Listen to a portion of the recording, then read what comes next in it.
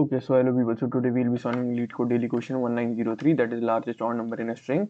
And in this we are given a string num representing a large integer, and we have to return the largest value odd integer as a string, that is a non-empty substring of num, or an empty string if no odd integer exists. Okay, and we know what a substring is, that it is a contiguous subsequent sequence of characters within a string. Okay, so in the first example we are given that num is equal to 52. So what we can see that 5 will be the only biggest largest odd integer in this, because 52, if we combine together, it will form an even integer. In this case, in the 4206 we can't form an odd integer, so we are returning an empty string.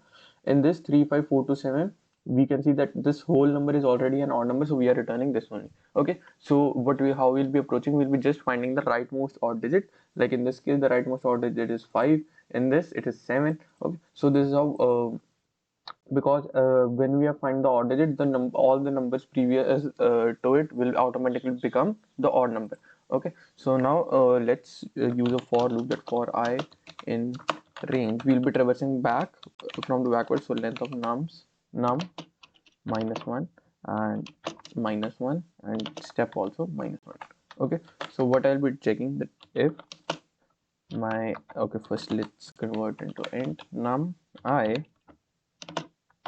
then I'll be checking that if it's an odd number or not. Mod 2 is not equal to 0.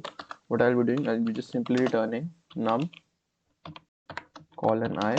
This means that I'll be returning all the previous to it. Okay, like this string that is previous to this. Okay, so and if there exists no odd number, I'll be just returning an empty string. Okay, so now let's run it, and it works. Okay, so now let's submit it,